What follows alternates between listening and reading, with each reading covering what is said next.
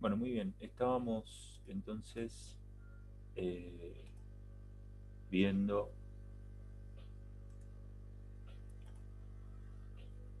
estábamos entonces viendo, eh, a ver, estas propiedades que relacionaban productos internos con productos vectoriales.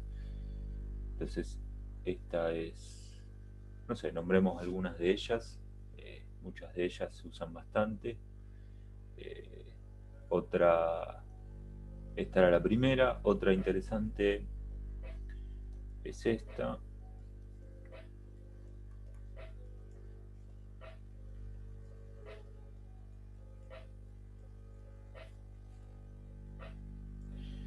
Y una más podría ser la famosa, se le dice así, vaca menos caballo. Un poco gracioso, pero es así. Es,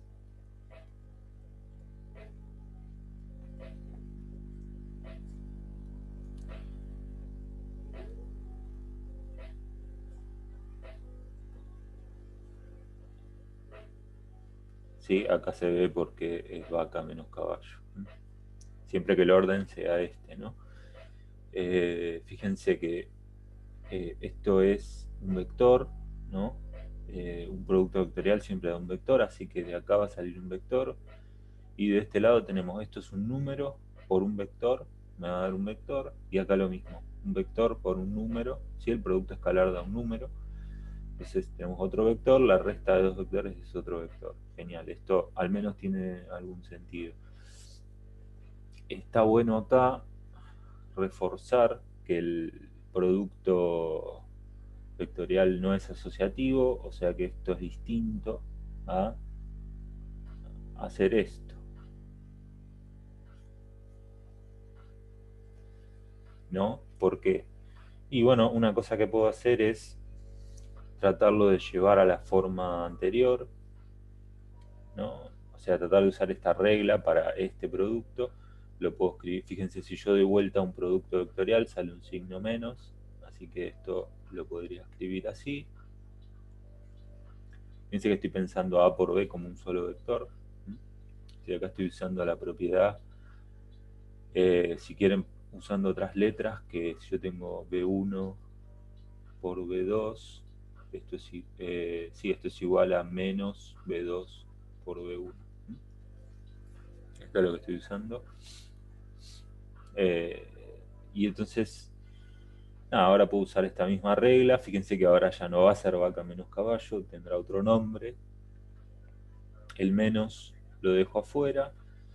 Una cosa que hago yo a veces es, bueno, si yo quisiera usarlo esto ligeramente, de manera fluida, digamos, acá arriba puedo decir que C juega el papel de este A juega el papel de este B, y este B juega el papel de este C. Entonces ahí sí es más fácil pensar en vaca menos caballo, ¿no? Porque tengo que hacer este producto con este y este, o sea, me va a quedar A eh, por C por B menos caballo, o sea, B, sí, ¿no? B por C por A. Fíjense que si yo hago la distributiva acá, menos por menos, más, este lo escribo adelante que es positivo, C por A, más, eh, no, menos A C por B, ¿sí? Fíjense, bueno, fíjense la diferencia, ¿no? ¿no? No es el mismo resultado. Esto es distinto, bastante distinto, ¿no? El primer término es igual, pero el segundo cambia. O sea, acá digo que es igual porque producto interno entre dos vectores. Acá sí da lo mismo el orden conmutativo, así que este factor es igual a este factor. Ok. Otras propiedades las pondremos en los ejercicios para que las miren. Tal vez los ejercicios incluyan chequear algunas de estas. Bien. Algunas definiciones que aparecen mucho en física: los vectores posición, desplazamiento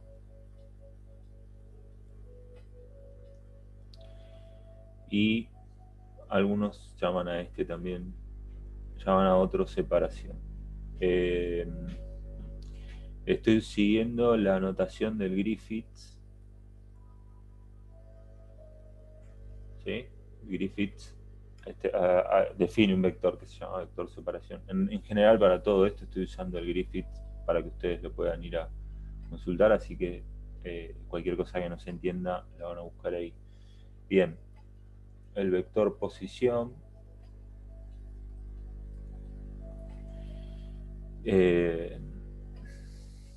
bueno, habíamos dicho que era algo así, que también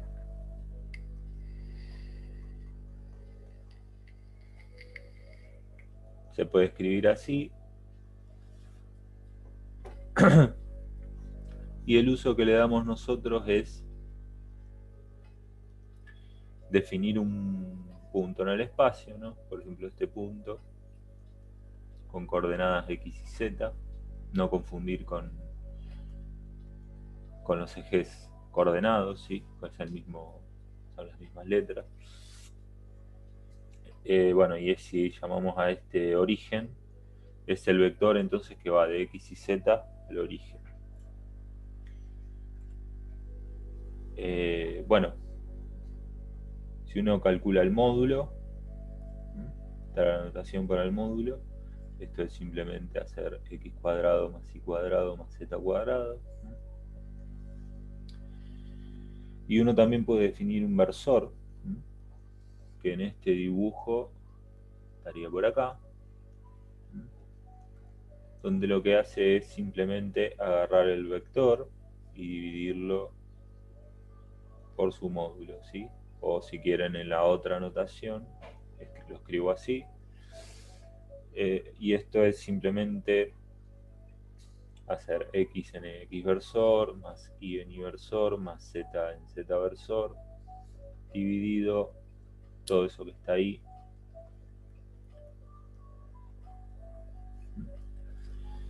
Y esto lo podemos dejar así. O bien, fíjense que acá podemos partir esta suma. Y entonces lo que podemos escribir, esa suma la podríamos partir en 3 pedazos, ¿sí?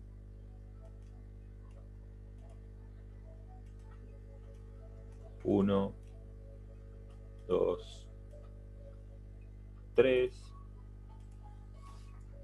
Y entonces acá podemos poner x en la dirección x más y en la dirección y más z en la dirección z. Y esto es el versor R. Es un poquito engorroso de escribir, pero a veces esta notación separada puede llegar a ser. Bien. Trivialmente el vector posición es un campo, en el sentido de que a cada punto le asigna un vector. La única diferencia es que nosotros, si yo les doy un campo así, lo que ustedes van a imaginarse siempre es que en cada punto x y z el vector nace ahí.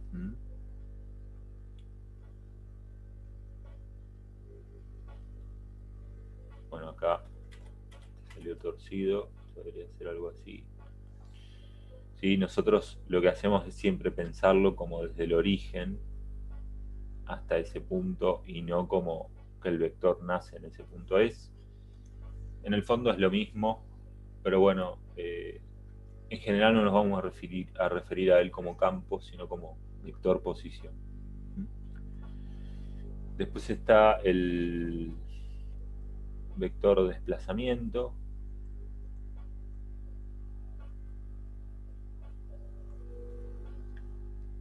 Sí que esto es bastante trivial. Si yo estoy en un punto X y Z, vector de desplazamiento infinitesimal.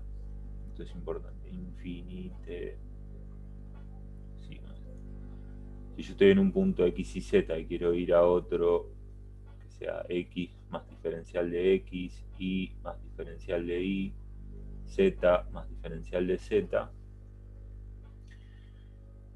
bueno, esto es equivalente a pensar que uno está yendo de R a R más otro vector, y a este otro vector lo llamamos desplazamiento. Desplazamiento se ve ahí que es de X en X versor más de Y en Y versor más de Z en Z versor. Sí, es simplemente esto. Por último, como les decía, a Griffiths le gusta definir este vector, el vector desplazamiento, donde la idea es la siguiente. Supónganse, esto está bueno para introducir o repasar, si quieren, dos conceptos. Uno es el de punto fuente y el otro es el de punto campo. Si yo tengo en el espacio, tengo tres coordenadas X y Z y tengo una distribución de cargas, por ejemplo, por acá, al vector que caracteriza la posición de todas estas cargas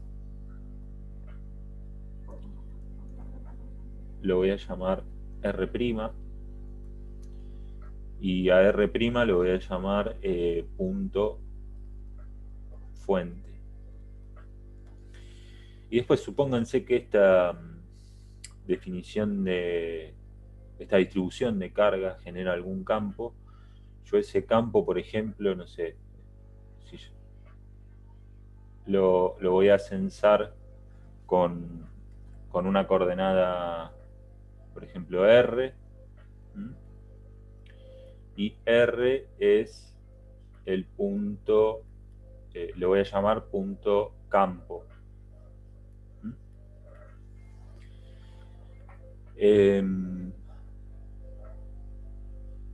Bueno, entonces, nada, son dos distinciones para distinguir, valga la redundancia, cuando estoy hablando de un punto que varía. ¿Sí? Fíjense que yo R, el campo, lo puedo censar en cualquier parte del espacio. Sin embargo, R', los puntos fuente o el punto fuente que define a toda esta distribución, está acotado. ¿Sí? R' podrá estar acá, acá, acá, acá, pero siempre acá adentro, siempre adentro de esta distribución.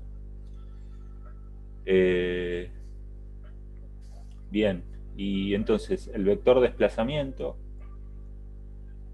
que yo lo voy a llamar R minúscula,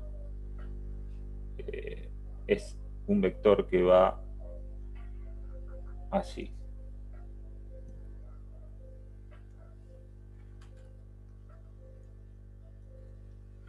Sí, es un vector que mide la distancia entre el punto fuente y el punto campo. Entonces, vamos a escribir que R es R menos R'. Y bueno, y podemos calcular algunas de sus propiedades, ¿no? Por ejemplo, el módulo de R es simplemente el módulo de R menos R'. Sí, por cierto, si quisiéramos escribir R y R', R ya lo venimos escribiendo un montón de veces, ¿sí? R es esto. Y R' es lo mismo, pero con coordenadas primadas. Fíjense que los versores no van primados, porque los versores están fijos. Sin embargo, estas coordenadas no, estas coordenadas cambian. ¿Sí? Acá, por ejemplo, este punto tiene coordenadas x' y z', y este punto tiene coordenadas x y z, pero ambas direcciones, o ambas posiciones, si quieren, las puedo definir con los mismos versores, que están fijos acá. Acá estará el versor x, acá estará el versor y acá estará el versor z. Ok, bien.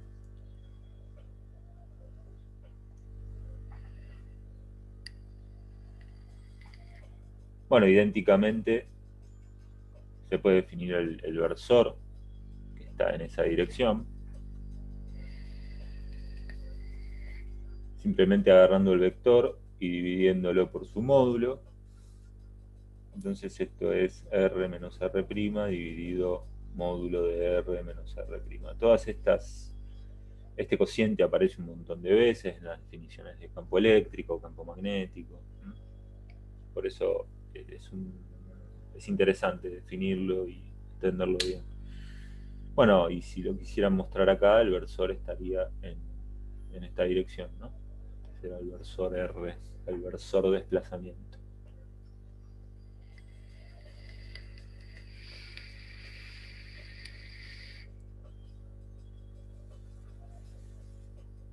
Bueno, tienen un poco más expandido esto. R, escribir un poquito mejor, más prolijo. R, que es R menos R', fíjense que es restar coordenada a coordenada, ¿no? Es X menos X', en X versor, más Y menos Y, en Y versor, más Z menos Z', en Z versor.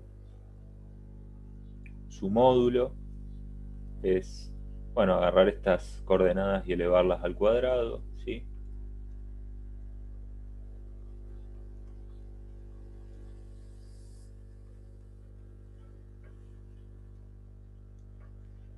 Y el versor es agarrar simplemente R y dividirlo por el módulo, o sea, esto lo puedo escribir así directamente. Agarrar esto. Y acá quedó un poquitito separado esto. Ahí está mejor. Este también. Sí, ponerlo acá dividido.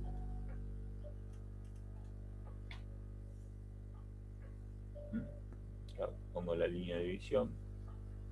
Este sería el versor R. Después, si quiero, por supuesto, lo separo en 3 factores como hice antes, ¿sí? Ahora no lo voy a hacer. Bueno, el Griffiths tiene un ejercicio que se los voy a poner en una guía, que les da un punto fuente, un punto campo y les pide calcular el vector desplazamiento.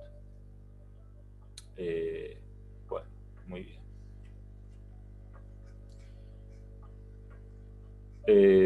Ok. Bueno, hay un apartado de cómo transforman vectores ante rotaciones.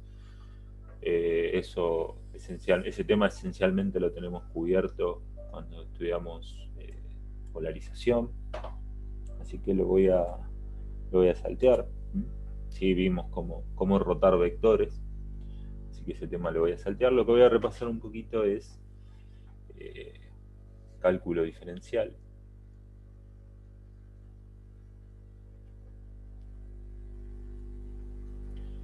Básicamente para hacer hincapié en las diferencias que hay entre una variable y varias variables, ¿no?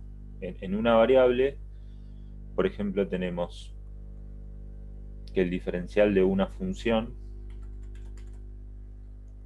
lo podemos calcular así. Sí, esto es trivial, o sea, uno pedestremente puede pensar que cancela estos dos factores y recupera esta igualdad. Lo interesante es la interpretación geométrica que sale de esto, es que esto, la derivada, ¿no? Si quieren, f', es la pendiente del gráfico de f versus x, ¿no? Si yo tengo en este eje x y en este eje f de x una función así, y yo miro una porción infinitesimal acá y otra porción infinitesimal acá, vamos a hacer unas buenas líneas guía.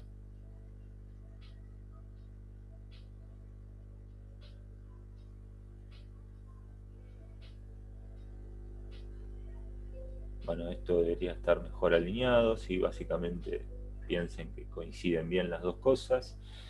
Si esto es muy chiquitito, uno acá puede, ¿no? Si estos están realmente muy pegaditos, son infinitesimales, acá uno puede pensar que hay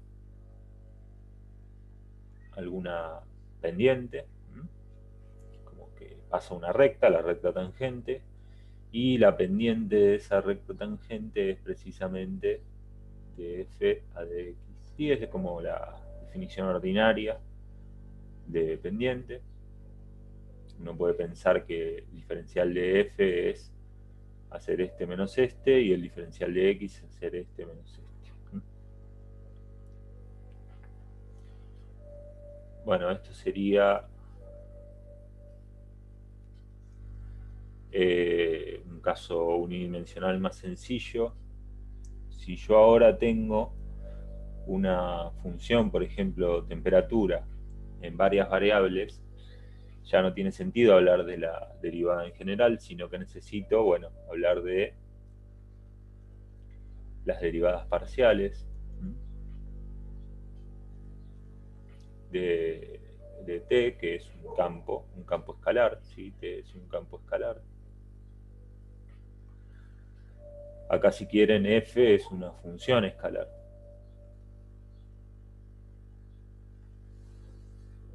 Porque esto es una función escalar y esto es un campo escalar. Bueno, la función agarra un número y te devuelve otro número, y un campo escalar agarra tres números, o sea, un vector, y te devuelve un solo número. Si te devolviera más de un número, sería un campo vectorial. Bien. Ok. Bueno, y quien engloba, el operador que engloba estos tres es el gradiente.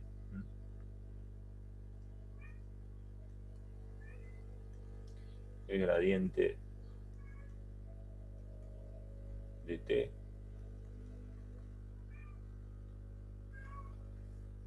Y si repasan un poquito las cosas que saben de análisis 2 o lo piensan un rato, recordarán que cuando uno calculaba el diferencial de esta función, lo que hacía era esto.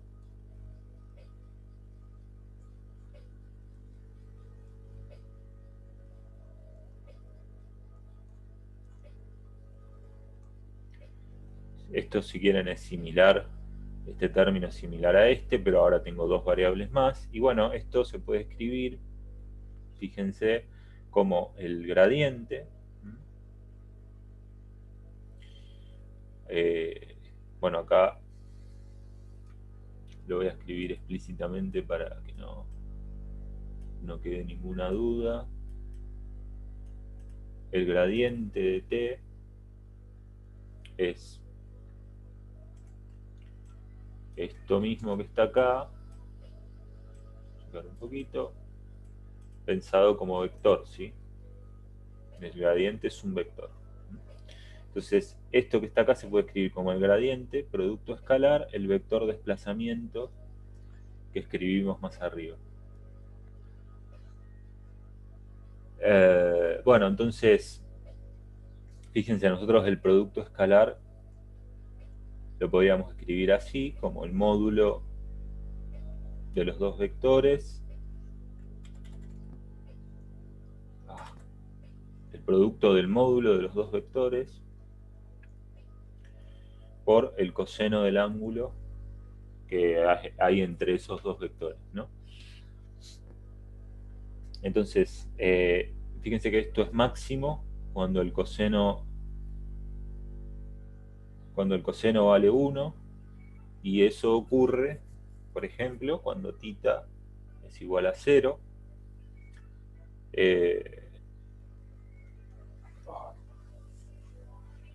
Y bueno, eso θ es igual a 0 cuando el gradiente es paralelo al desplazamiento.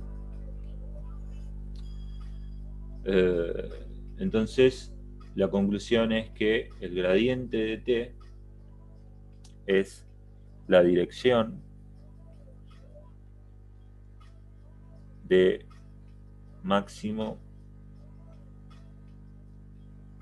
crecimiento de la función t de x, z. Fíjense que cuando el gradiente es 0, entonces el diferencial de t es 0, no cambia. Eso quiere decir que t no cambia. En el caso de pequeños desplazamientos. Esto de acá me permite inferir, bueno, que en estos puntos hay o bien máximos, o bien mínimos, o bien puntos silla. Esto, si lo quieren repasar, remítanse a los cursos de análisis. ¿Sí? Bueno, el Griffiths también tiene un ejercicio que yo voy a dejar que lo piensen, y se los voy a poner en alguna guía seguramente, que es calcular el gradiente del vector posición. En realidad del módulo del vector posición, ¿sí? R es el módulo del vector posición.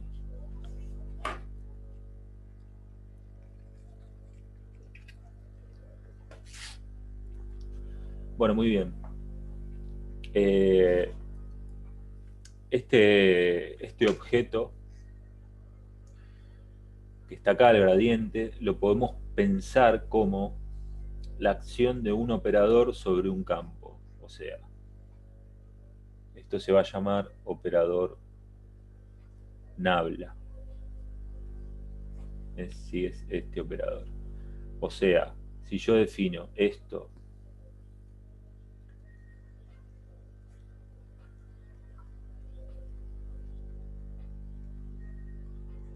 así, que lo puedo escribir también así.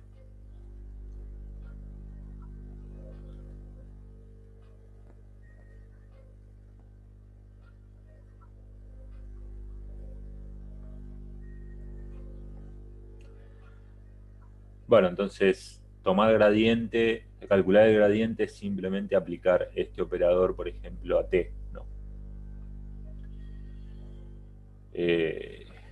Pero lo interesante es que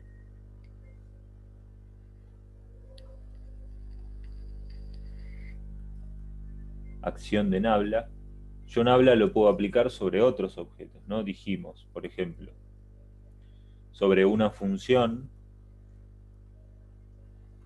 o campo escalar,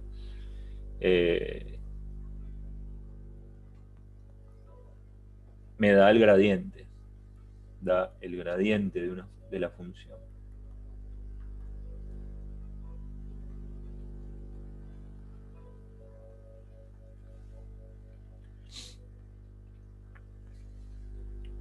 Si yo lo aplico sobre una función vectorial,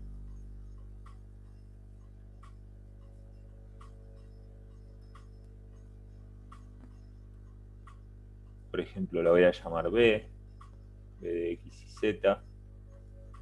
Bueno, entonces lo que hago es el producto escalar. Ahora vamos a ver que también puede actuar de otra manera, que no sea con el producto escalar, pero esto simplemente me da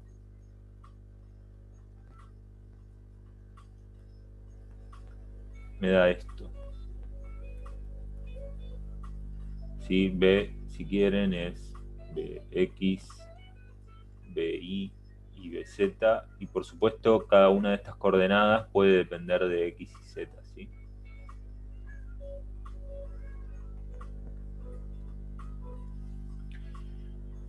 Ok. Bueno, acá estoy tratando de seguir la notación del Griffiths, pero en general yo cuando B es un campo vectorial o una función vectorial, yo lo trato de anotar así con mayúscula. Cuando eso no sea muy confuso con el libro, voy a tratar de respetar mi notación. Bien.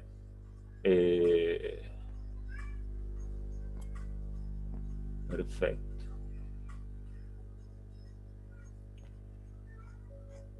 Bueno, podemos aprovechar que estamos acá de manera un poco tardía para ver algunos campos vectoriales, ¿sí? O sea, fíjense que si yo dije todo esto hasta acá es porque como que de alguna manera sobreentendí la definición de campo vectorial, pero no viene mal, más allá de eso, mirar 2 o 3 casos, ¿sí? Bien, entonces,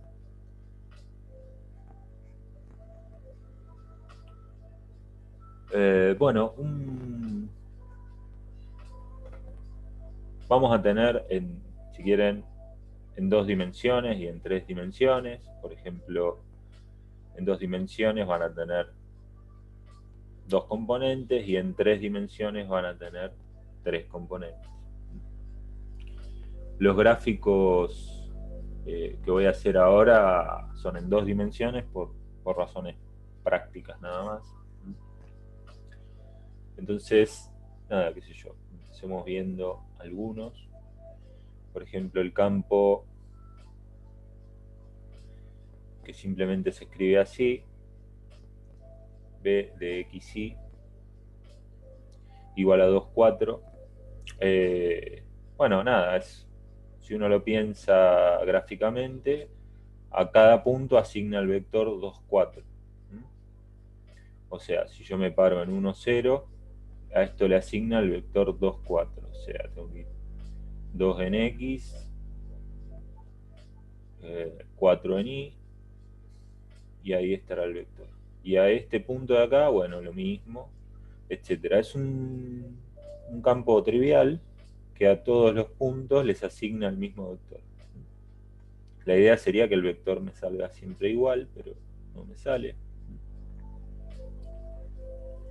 Pero lo que yo hago para graficarlo es, me paro en el punto que yo quiera y de ahí cuento 2 en x, 4 en y tiro el vector. Si uno mete esto en una computadora,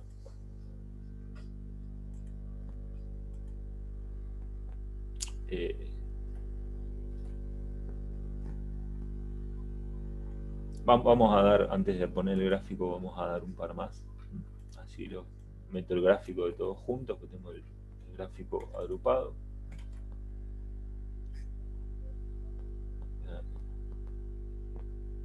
Esto se va a colgar, así que lo guardo.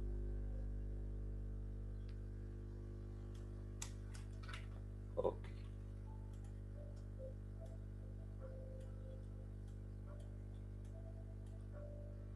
Bien.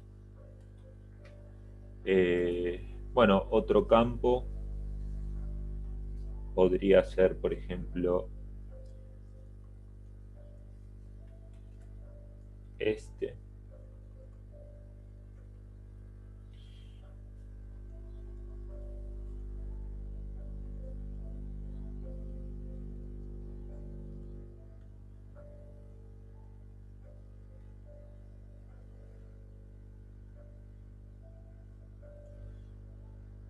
Fíjense que si esto lo piensan un poquito detenidamente, acá estaría bueno que lo demuestren, que este vector es como agarrar -3 y multiplicar al versor R. Es una cosa así.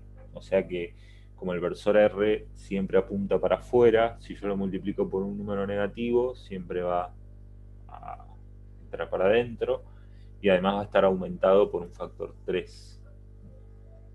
Ahora voy a poner el grafiquito enseguida. Bueno, otro campo podría ser b de xy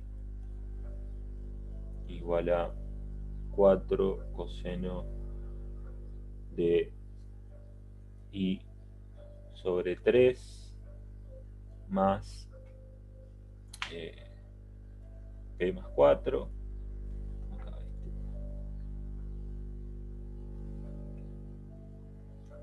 p sobre 4, perdón. P es algún puntito arbitrario que uno puede definir.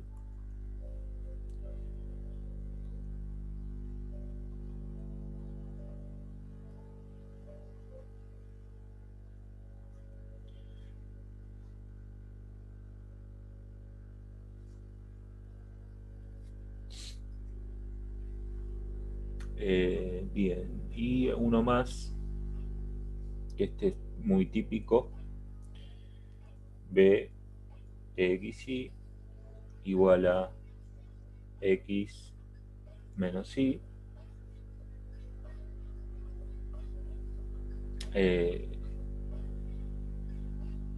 Y vamos a ver un poquito intuitivamente.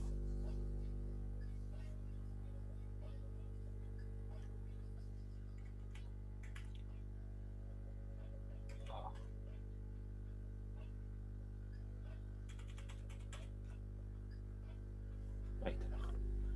X, y. Bueno, fíjense que siempre que y sea igual a 0, o sea, en este eje, simplemente voy a tener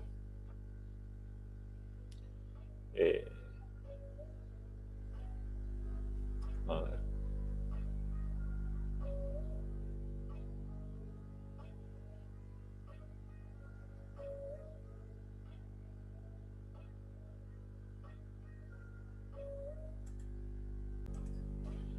Ok, bien, los tenía intercambiados en mis notas y por eso me surgió una confusión. Fíjense,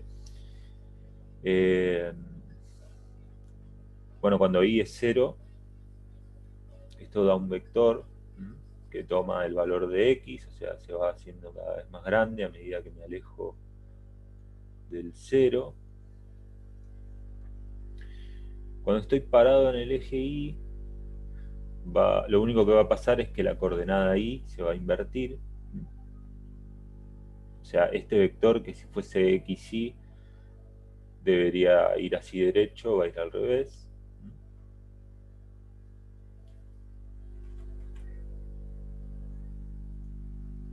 Y van a ir todos para abajo. Y en el otro lado, en los negativos, va a ser al revés, van a ir todos para arriba.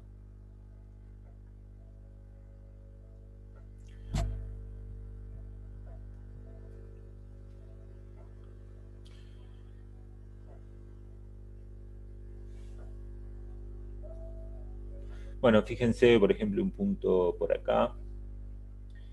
Si este campo fuese xy, el vector sería este, pero como y está cambiado de signo, se va a dar vuelta para abajo, así que si yo lo dibujo acá, va a ser una cosa así. De este lado va a ser una cosa así. Y de este lado va a ser una cosa así. Y de este lado va a ser una cosa así. Entonces, si voy completando, es algo básicamente que en el eje Y lo que hace es acercarse al origen, en el eje X lo que hace es alejarse del origen, y en los cuadrantes, fuera de los ejes, hay, si uno hace las trazas de las líneas, lo que pasa más o menos es algo así. ¿Sí? Están como estas trazas que siguen estos vectorcitos. Sí, es una cosa así.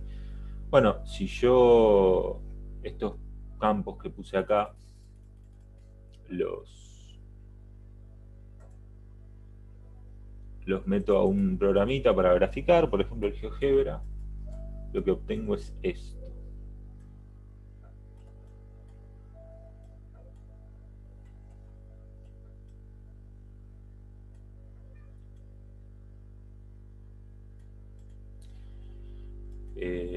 Acá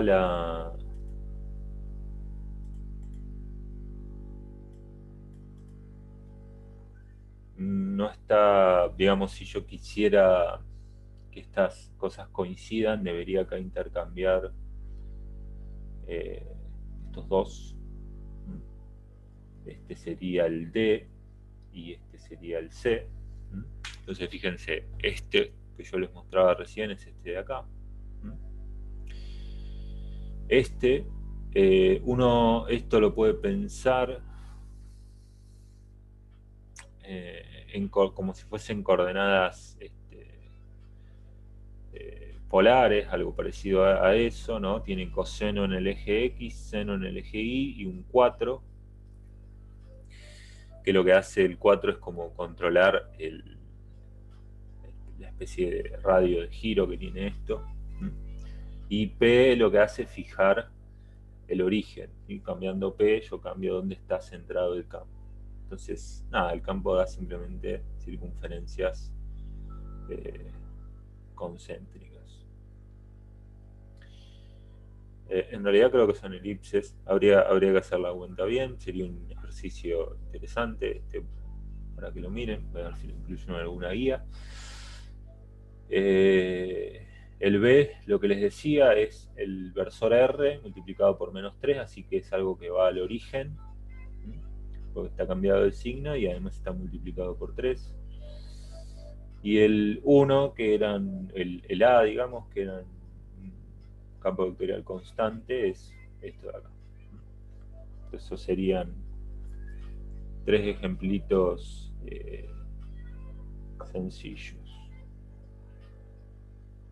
Bueno, uno más que tal vez para graficarlo podría dar un poco más de trabajo, pero no tanto. Es este.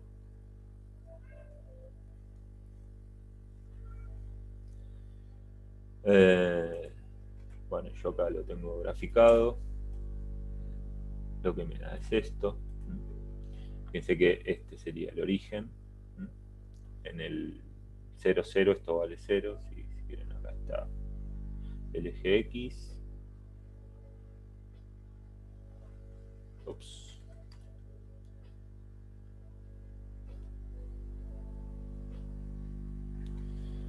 Y acá está el eje Y.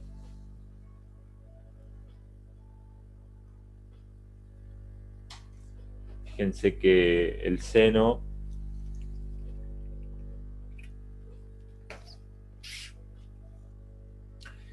va cambiando de signo.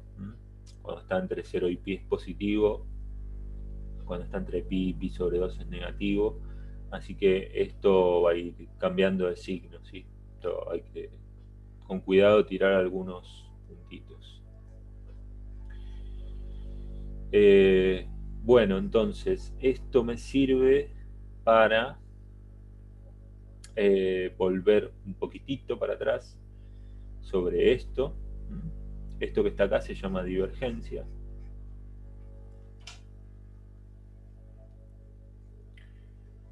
Divergencia. Estoy grabando, ¿no? Por las dudas voy a chequearlo.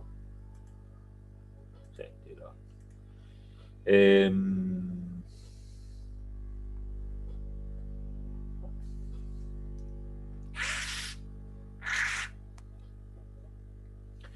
Bueno, y entonces, nada, si nosotros tenemos, por ejemplo, un campo que es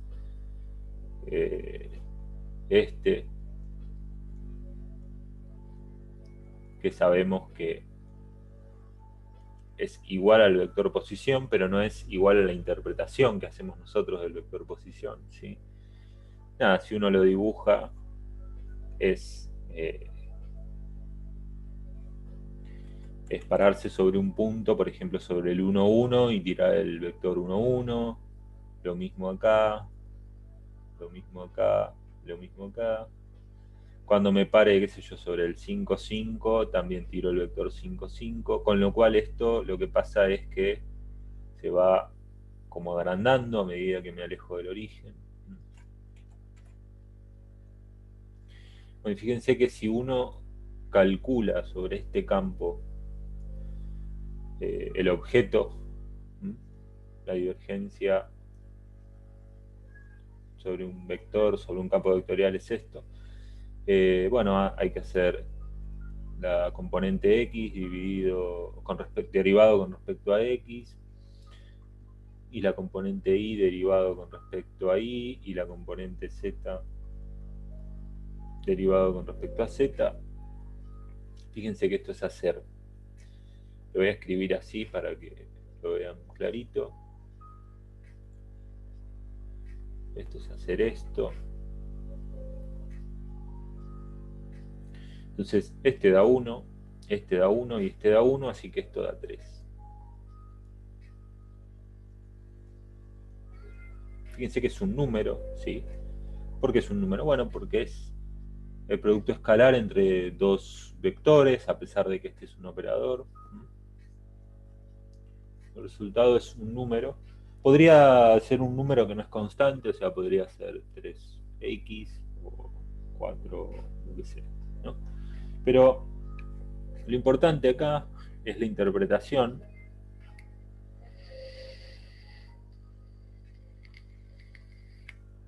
La manera de leer esto es que si yo imagino que en torno al origen pongo una superficie imaginaria, y la divergencia me da algo positivo, lo que esto significa es que hay un flujo saliente. Pues ustedes dirán flujo de qué. Bueno, en este caso es flujo de algo, no dijimos qué es, pero si esto fuese, por ejemplo, una carga eléctrica positiva, este E serían las líneas de campo. Bueno, en realidad es un mal ejemplo justamente porque el campo de una carga puntual nunca va a ser creciente hasta el infinito. Fíjense que si yo me voy hasta el infinito, todo esto va al infinito. Pero si quieren piénsenlo como, no sé, por ejemplo, no un sumidero, sino lo contrario, el sumidero, no me sale el nombre en este momento. Pero esto podría ser, por ejemplo, no sé, una fuente de caudal de fluido, agua, lo que sea, que hace que el flujo salga hacia afuera. Entonces, bueno, en ese sentido es que uno puede decir que hay un flujo saliente, ¿no? Si uno pone, si esto fuese un fluido y uno imagina que tira una partícula de prueba por ahí, esa partícula lo que va a hacer es salir, ¿sí? Entonces, en ese sentido dice que hay un flujo saliente. Bien. Bueno, para pelearse un poquito con esta interpretación, podemos pensar algún otro campo, por ejemplo, este, 0, y acá podemos poner i sobre módulo de i. Por supuesto, i distinto de 0, ¿sí? No podemos poner i igual a 0. Pero si uno calcula la divergencia, vamos primero a hacer un dibujito. Esto es muy trivial, ¿sí? Muy fácil este dibujo. Fíjense que esto siempre mide 1, ¿no? Porque cuando i vale 2, por ejemplo, 2 dividido 2, 1. Cuando I vale menos 2, esto me queda menos 2, y el módulo de I va a ser menos 2, ¿sí? Acuérdense lo siguiente, la definición de módulo. Módulo de una función es x cuando x es mayor que 0 y menos x cuando x es menor que 0.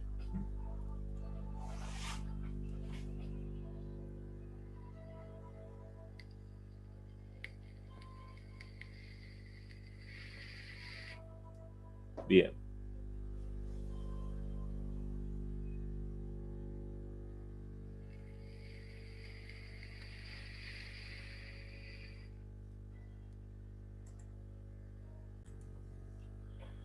Bueno, bien, entonces, si uno hace un gráfico de este campo, puse grabar, ¿no? Sí. Si uno hace un gráfico de este campo, lo que ve es una cosa así.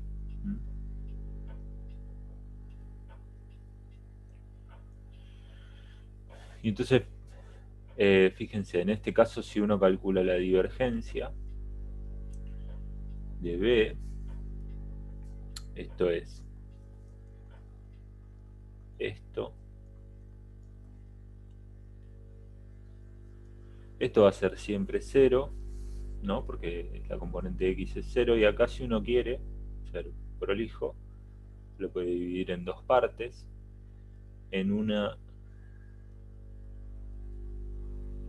lo que tiene que calcular es, o sea, cuando los i's son positivos, fíjense que esto es, lo escribo por completitud nada más, esto es i sobre i, que es 1, así que esto va a dar 0. Y en el otro caso, esto va a ser i menos i, o sea que va a ser menos 1, pero también es 0, ¿no? En conclusión,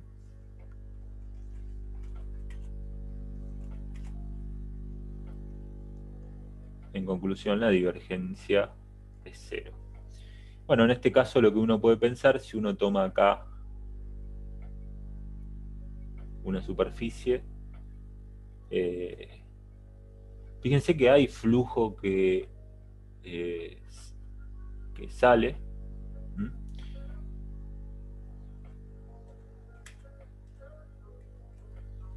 Vamos a poner un segundito.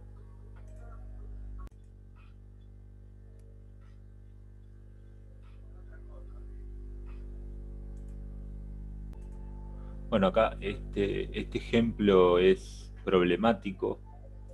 Me acabo de dar cuenta porque la región, la recta igual a 0 no está definida, así que yo no puedo tomar una superficie en esa región.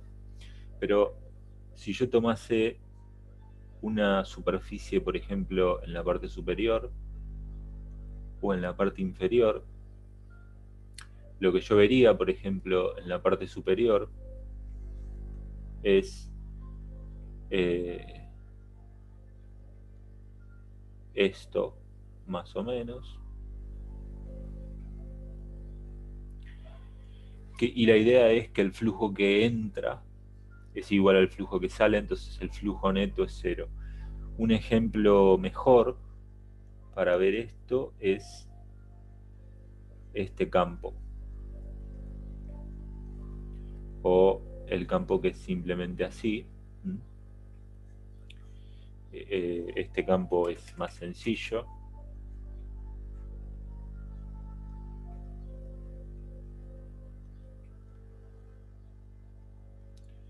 ¿Sí? Acá no tengo ningún problema de continuidad en ningún lado. ¿Sí? Entonces, si yo tomo una circunferencia acá, por supuesto acá la divergencia de B es 0.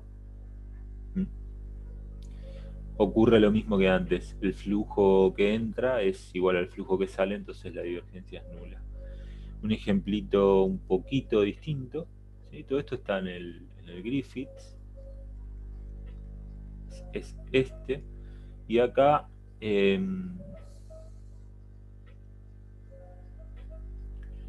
Y acá lo que pasa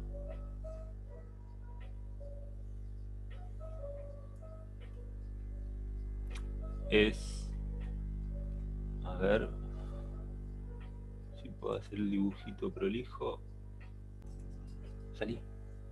Bueno, consideremos, para no meter ruido, porque me parece que esto va a meter un poco de ruido con lo que iba a decir, consideremos z mayor que 0. Y acá una cosa que hice un poquito de trampa, esto sería z, ¿sí? Y estará en esta dirección, no lo dibujo por una cuestión de eficiencia, digamos. Y bueno, acá fíjense que esto, estoy considerando solo z positivo, ¿sí?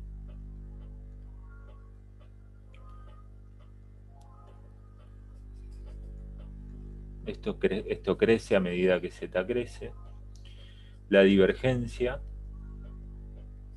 en este caso, es 1. Y eso significa que hay un flujo saliente. Y uno puede ver eso, por ejemplo, si uno toma una superficie por acá, lo que ve, uno diría en principio que entra y sale el mismo flujo, pero acá el flujo que entra es más pequeño que el que sale, entonces el saldo neto es que sale más flujo que el que entra. Bueno, estos juegos así medio desprolijos, y espero que no confundan, son para tener una idea, ¿no? Lo correcto para usar esto es usar lo que se llama el teorema de la divergencia y estudiarlo un poco más detallado, ¿sí? O sea, no siempre estas interpretaciones que uno hace en el aire son correctas, a veces hay que tener más cuidado. Bien, y el otro operador que se puede definir a partir de la acción de este operador nabla es el rotor. Es agarrar nabla y hacer producto vectorial con el campo. Bueno, para eso simplemente lo que hacemos es, bueno, usar la definición de calcular esta especie de determinante, ¿sí? Para hacer esto. Acá estoy usando una notación abreviada, esto para no escribir todo el cociente. Bueno, y esto es hacer esto por esto menos esto por esto.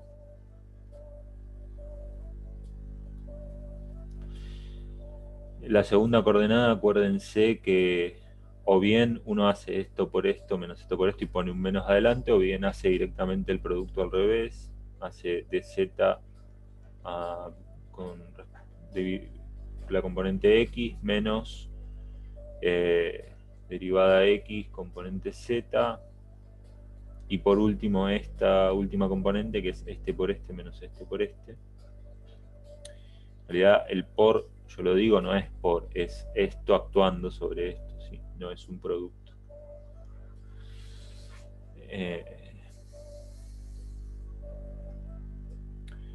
Bueno, muy bien. Acá la interpretación geométrica es un poquito más complicada, pero básicamente, dicho así de manera un poco fugaz o rápida,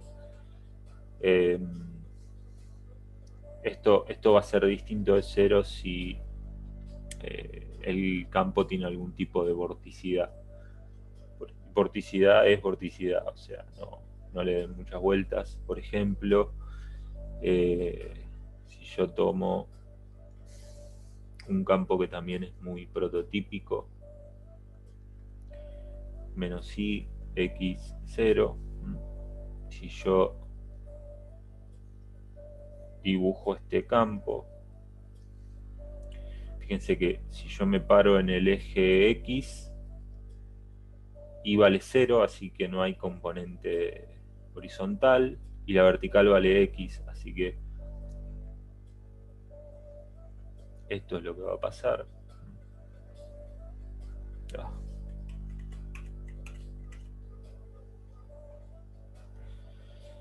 Acá lo mismo, pero negativo. Y en el eje Y, X vale 0. Así que, bueno, va a pasar algo similar. Va a ser una cosa así. Y acá va a ser una cosa así. Así que nada, si uno... Esto lo voy a levantar un poquito.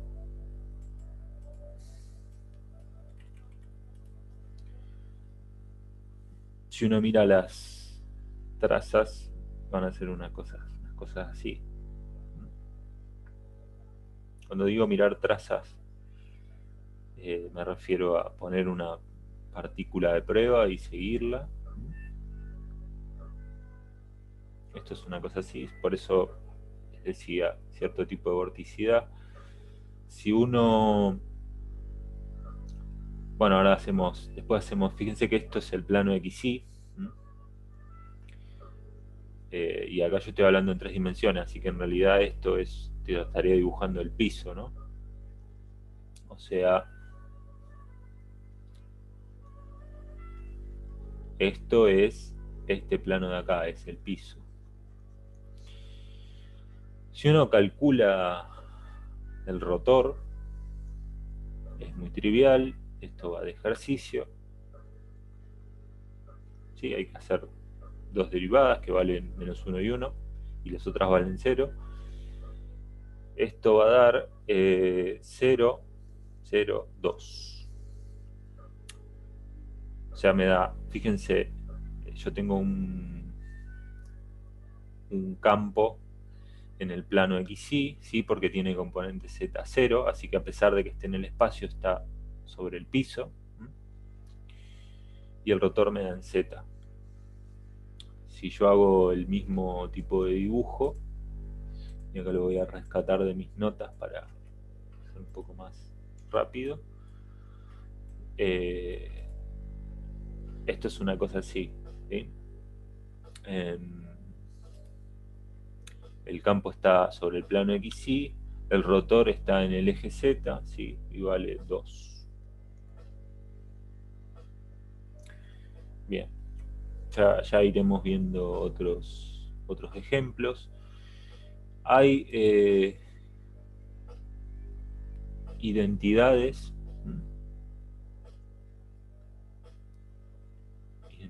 vectoriales que vinculan productos escalares y vectoriales y el operador nabla. Básicamente son como reglas similares a las que conocemos para derivadas ordinarias y vectores en el caso de objetos que son vectoriales. Entonces, por ejemplo, trivialmente, si nabla actúa, si uno calcula el gradiente de la suma de 2 funciones, eso me da la suma de los gradientes. Si uno calcula la divergencia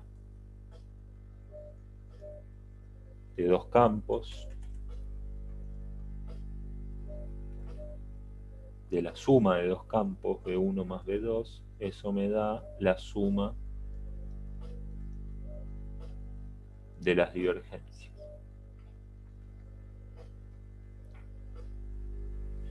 Y por supuesto, si uno calcula el rotor de la suma de 2 campos, eso me da la suma de los rotores.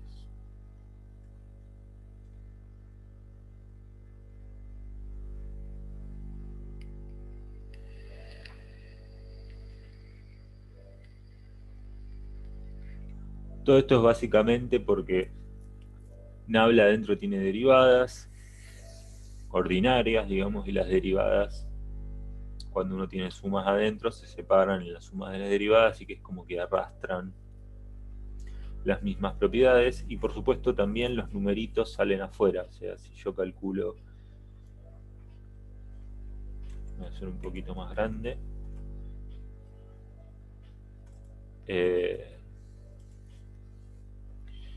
si yo calculo el gradiente de un numerito por una función, el numerito sale afuera y me queda el gradiente de la función. Y lo mismo pasa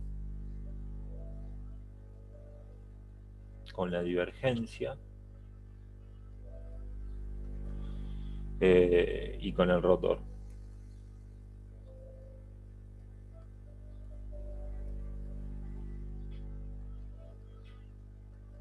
Sí, estas son propiedades a las que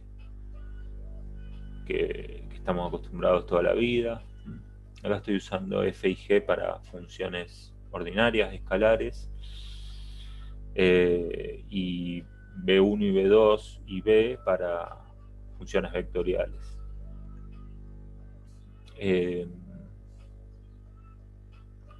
Bien. Entonces, fíjense, de la misma manera que uno en una variable calculaba la derivada de un producto, algo así puede pensar para el gradiente de un producto de dos funciones. Bueno, y eso da lo mismo que en el caso unidimensional, ¿no? O sea, esto es f por el gradiente de g más g por el gradiente de f. Es como la regla del producto de toda la vida. Ya cuando uno empieza a tratar de hacer este juego entre campos, con divergencia y rotor, la cosa empieza a cambiar un poquitito. Por ejemplo, si yo tengo B1 por B2, esto es producto escalar, así que esto me va a dar un número, podría darme una función escalar, pero si yo a esto le calculo el gradiente, bueno, esto ya da bastante distinto. Me da esto, B1, producto escalar con el rotor de B2, más B2, producto vectorial, no sé si dije producto escalar, estaba mal, con el rotor de B1.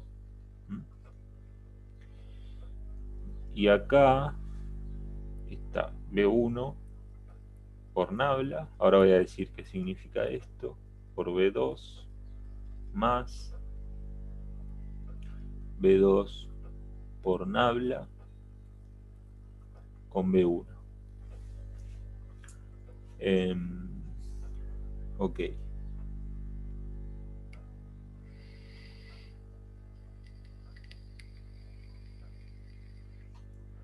Bueno, B1, por ejemplo, B1 por nabla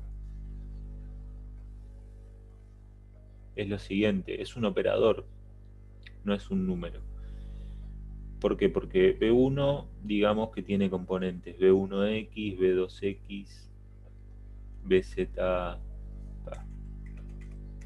esto acá me se ve, B1I, B1Z, por,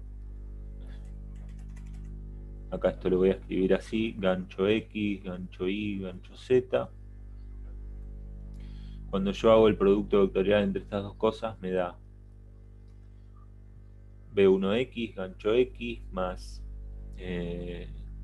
B1Y, gancho Y, más B1Z, gancho Z. O sea que cuando yo le aplico esto a otra función, por ejemplo a B2,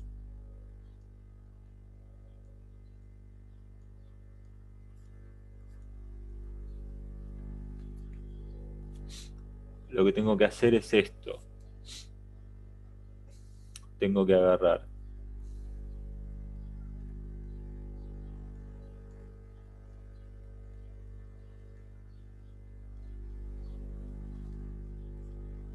y aplicárselo a este vector. B2X, B2Y, B2Z. Entonces, nada, esto me da otro vector. Acá esto lo voy a copiar y pegar para simplificar. Ups. Entonces agarro este operador y lo primero que tengo que hacer es hacerlo actuar sobre la componente B2X. La segunda coordenada es agarrar el mismo operador y hacerlo actuar sobre la coordenada B2Y. Y la tercera coordenada es agarrar el mismo operador y hacerlo actuar sobre la coordenada B2Z.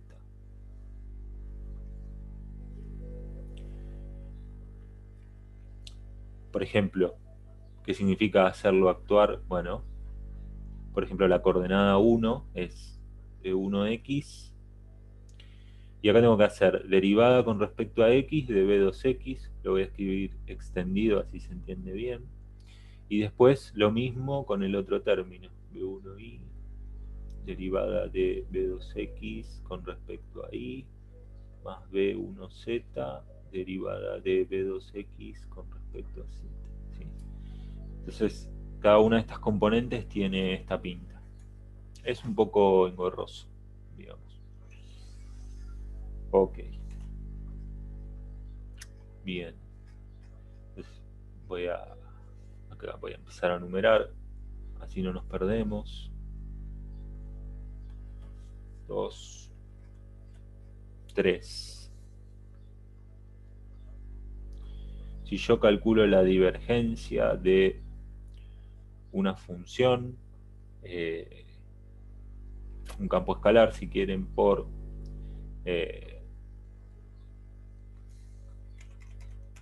un campo vectorial, vamos a escribirlo así.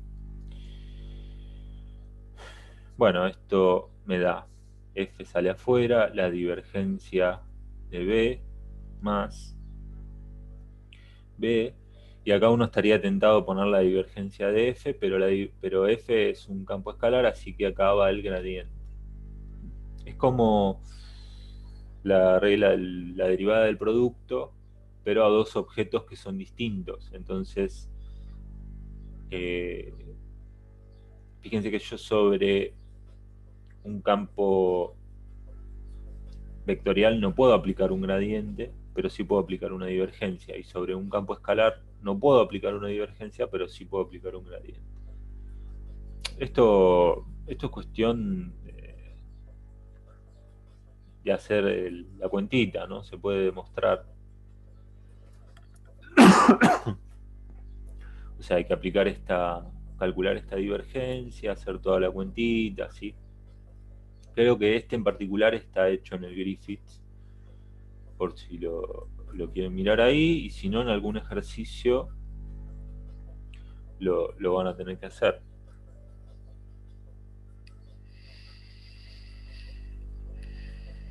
O hagámoslo, demostrémoslo.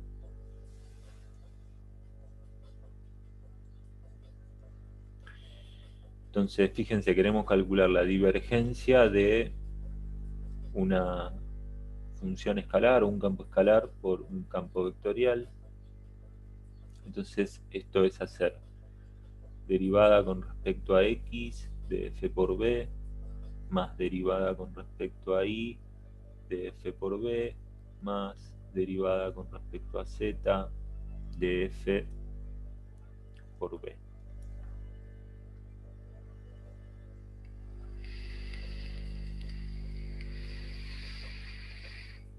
Acá un viejo truco que se puede hacer para simplificar las cuentas es, fíjense que B es un campo genérico, en principio tiene componente X y Z,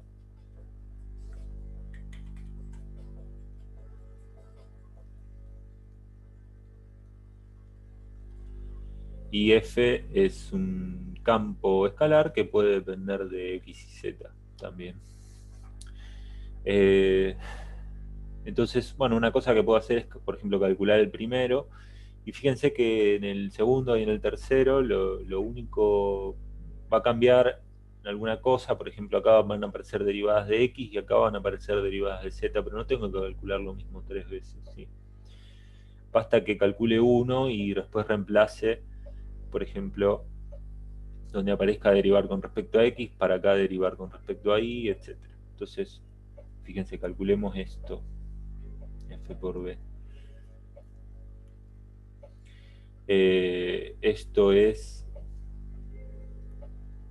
lo mismo que escribir esto. Meto f adentro de b.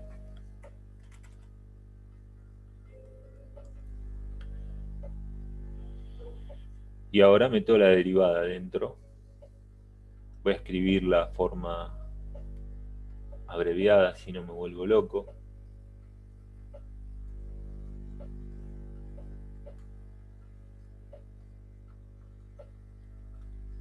Sí, es una cosa así.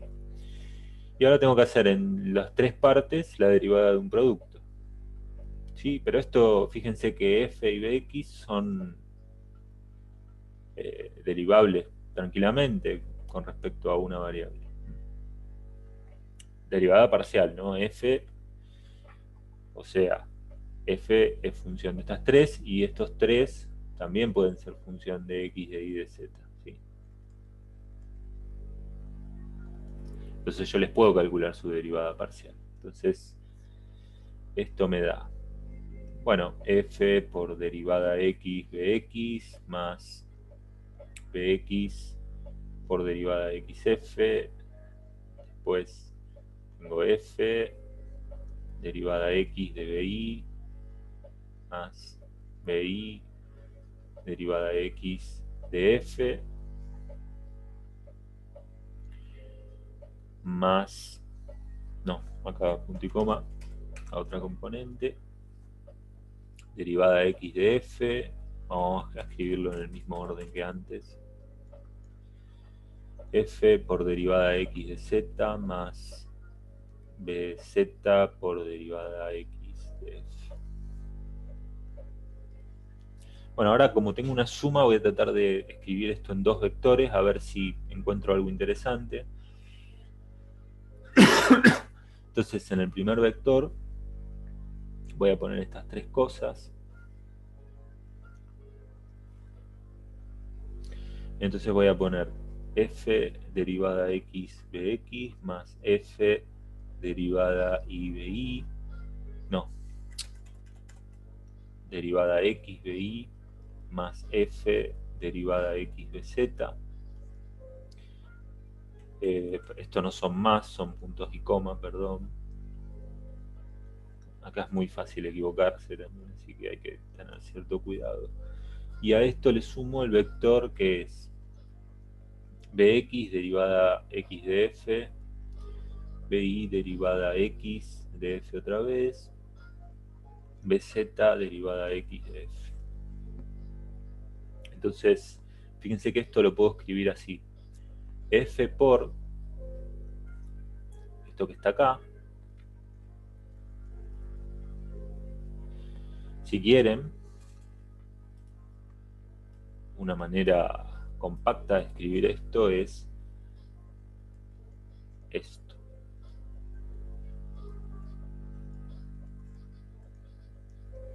¿Sí? Saqué la derivada afuera, entonces esto es derivar cada una de estas componentes más. Acá fíjense que puedo la derivada de x con respecto a f la puedo sacar afuera y acá me queda bx, bi, bz, y si quiero más comprimido todavía escribo esto así.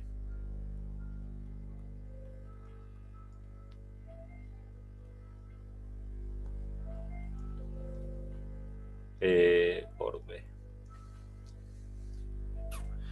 Bien, fíjense qué compacto que quedó. Naturalmente,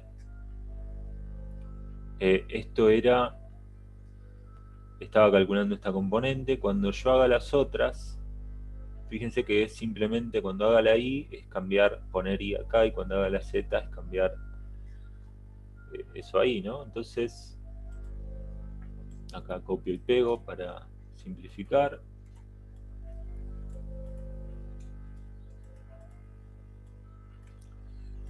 Fíjense, Esta que la acabo de calcular acá es esto.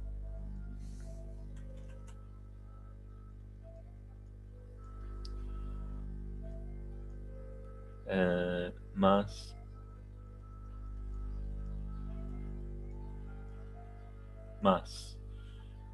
lo mismo, para que quede bien clarito, lo voy a escribir así.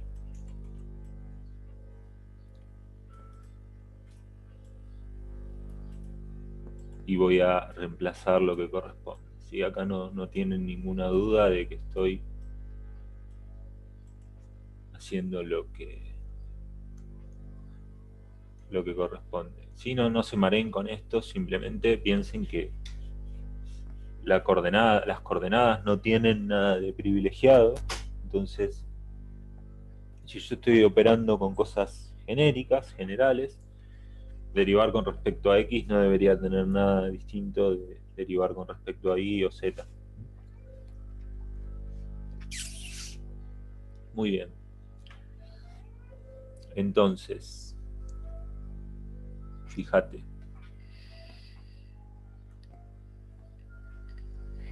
Si juntamos estos tres, lo voy a escribir acá, lo voy a poner en blanco, es f por derivada de x por b más derivada de y por b más derivada z por b.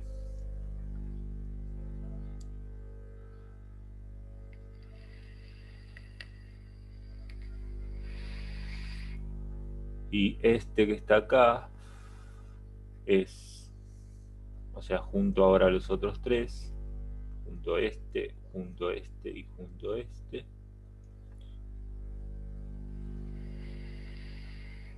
Esto es derivada x de f más derivada y de f más derivada z de f por b.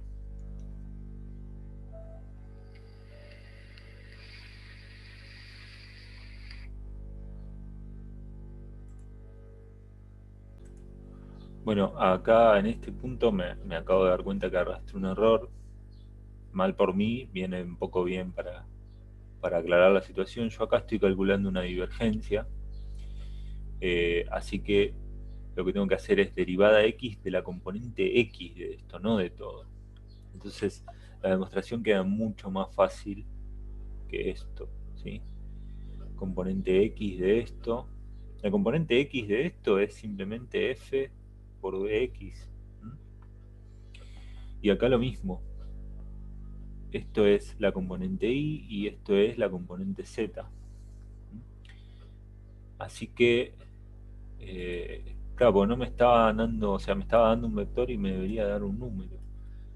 Entonces, esto se arregla, no sé si bastante fácil, pero al menos de manera muy mecánica, ¿sí? Yo en realidad tenía que calcular esto, o sea que tenía que calcular esto,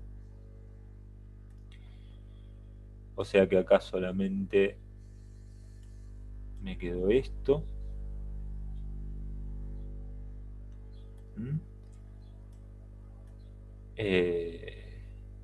Y entonces, bueno, simplemente eso. Todo esto en vano. Y entonces, fíjense ahora lo que hago.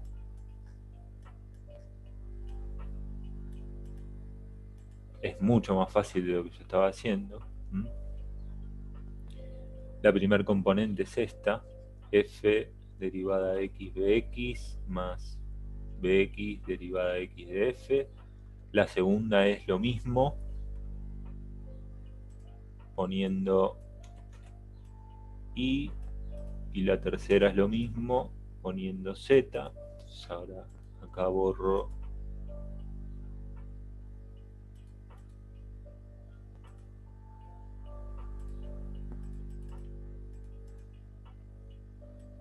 esto.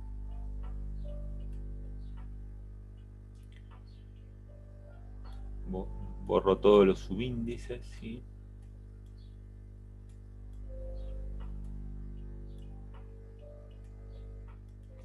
Entonces, acá va I y acá va Z. Entonces, fíjense ahora, saco factor común F junto este y este, ¿sí? Acá hay una suma.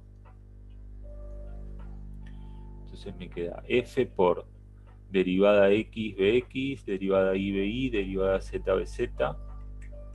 Eso es el gradiente de B, la divergencia de B. Y la otra componente es, fíjense que es esto, es Bx por derivada de X con respecto a F, Bi por derivada de Y con respecto a F, Bz por derivada de Z con respecto a F, entonces es B por el gradiente de F. Era muchísimo más fácil de lo que yo estaba haciendo. Ok.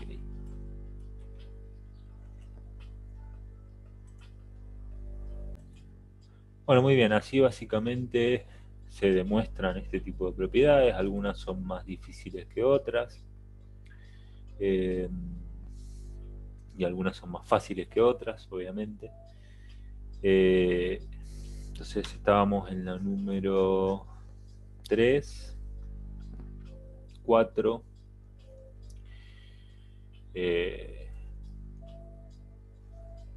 La divergencia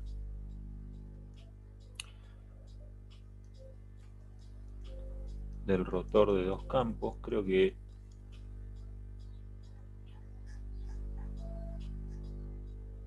no la puse esta. No, está bien. Entonces divergencia del rotor, no, divergencia del producto vectorial de dos campos. Esto es P2 escalar rotor de B1 menos B1 escalar rotor de B2. ¿Sí? Esta es una. Otra es el rotor de un campo escalar por un campo vectorial.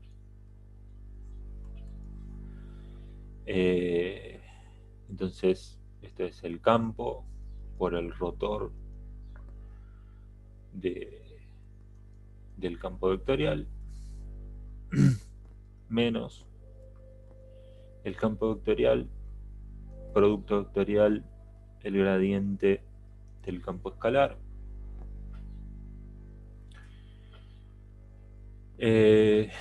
Bien. A ver qué tenemos hasta ahora. Ok.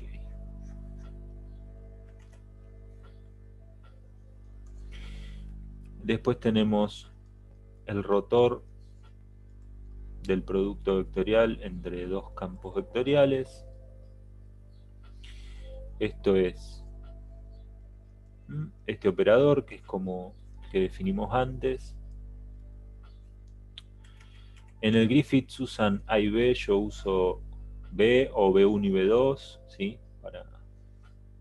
Me resulta menos ruidoso. Me resulta más claro usar B mayúscula para campos vectoriales.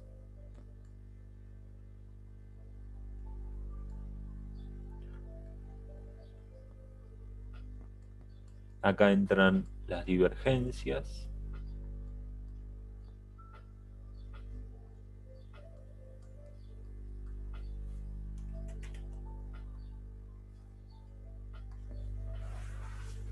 ¿Sí?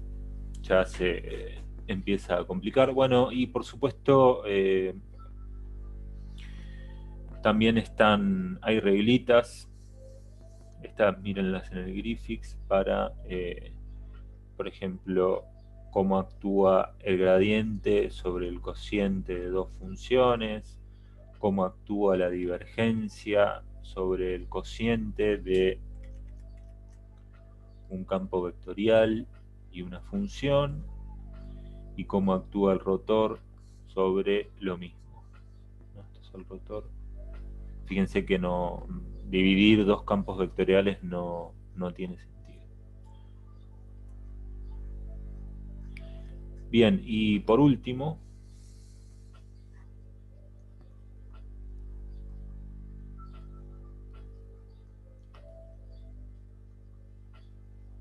esto es entre comillas, ¿sí?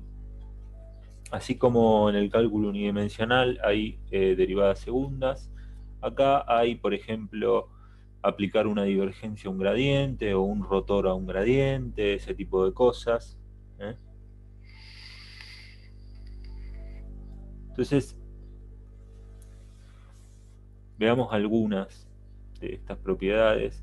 Por ejemplo, si yo aplico la divergencia sobre el gradiente de una función, t es un campo escalar, por ejemplo temperatura, justamente uso t por temperatura. Este operador se llama laplaciano.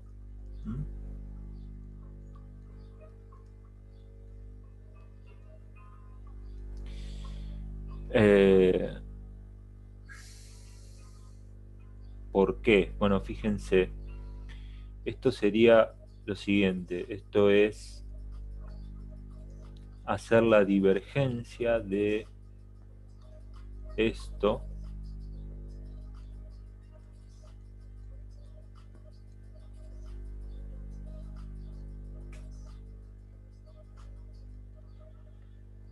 así que esto es hacer componente x derivada con respecto a x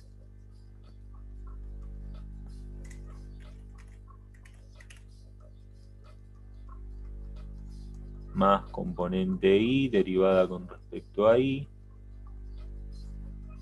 más componente z derivada con respecto a z. Entonces esto me da derivadas segundas.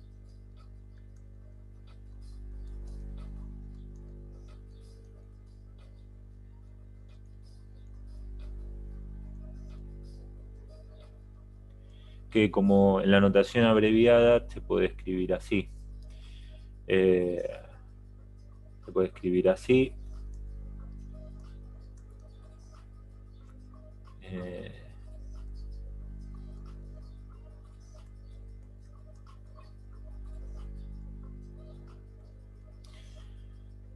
O algunos también directamente lo escriben así.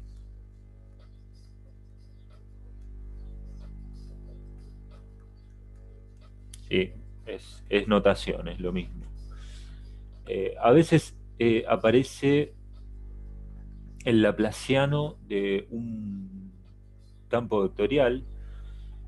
Por ejemplo, aparece esto. Y bueno, fíjense que mirando esta definición,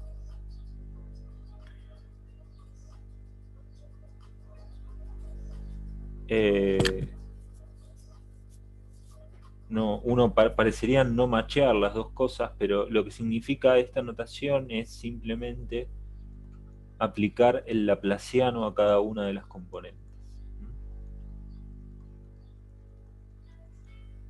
Por ejemplo, la primer componente es eso que está ahí, d cuadrado x bx, d cuadrado y bi, no, perdón, bx, estoy siempre con bx, d cuadrado z bx. Es un poquito engorroso. Bien, este es el laplaciano, operador importantísimo, por eso está en la posición 1. Después, propiedad general, rotor de gradiente es 0, siempre se puede demostrar, tal vez lo ponga de ejercicio.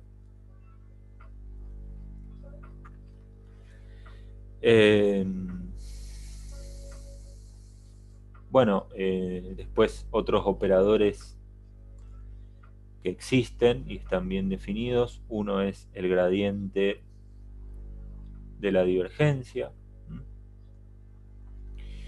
Después, la divergencia de un rotor, vamos a ponerlo en mayúscula, es cero. También se puede demostrar.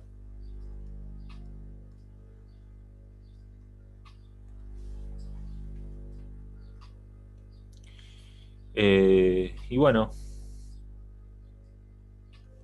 ¿qué más se puede definir? Bueno, se puede definir, por ejemplo, el rotor del rotor. Y acá hay una identidad que me permite calcular esto como el gradiente de la divergencia menos el laplaciano del vector, del campo vectorial, ¿sí? Donde este es este de acá, ¿no? Bien, una cosa que podemos hacer para finalizar esto sería, por ejemplo, demostrar alguno de estos dos, ¿no? Uno les va de ejercicio y el otro se los demuestro yo. Por ejemplo, demostremos esto. Demostremos que el rotor de un gradiente es cero. Demostración.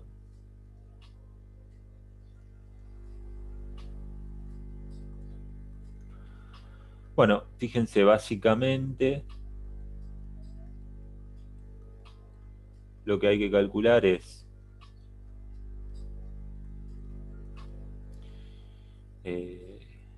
esto,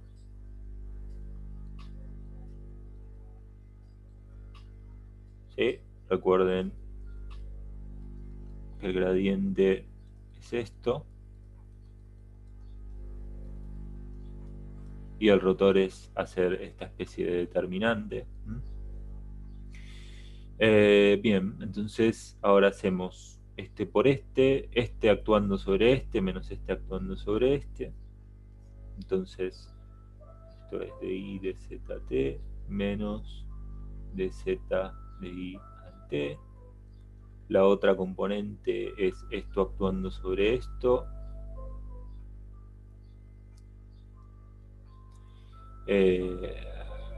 Sí, de Z de XT menos de X de ZT. Y la última es esto actuando sobre esto menos esto actuando sobre esto.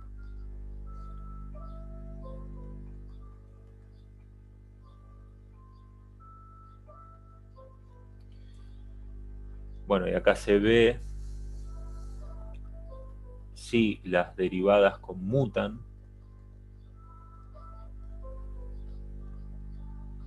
O sea, derivadas conmutan quiere decir que, por ejemplo, si yo agarro t y lo derivo primero con respecto a y, después con respecto a x, es lo mismo que derivarlo al revés. Primero con respecto a x y después con respecto a y. Hay, o sea, que lo que pedimos es que se cumplan las hipótesis para que esto ocurra. Creo que si la función es de clase C2, eso ocurre. De clase C2 es que existan las derivadas segundas y sean continuas. No recuerdo si con eso solo alcanzaba, pero creo que esa era una de las hipótesis. Por supuesto, que existan las derivadas primeras, que existan las derivadas segundas y que todas sean continuas. Eso significa. Bueno, en ese caso, fíjense que lo que me queda es, acá estoy derivando primero contra i, después contra z, y acá estoy derivando primero contra z y después contra i, y se va. Y en todos pasa lo mismo. Zx, xz, chau, xy y x, chau. Entonces esto me da 0. Bueno, y ahí queda demostrado.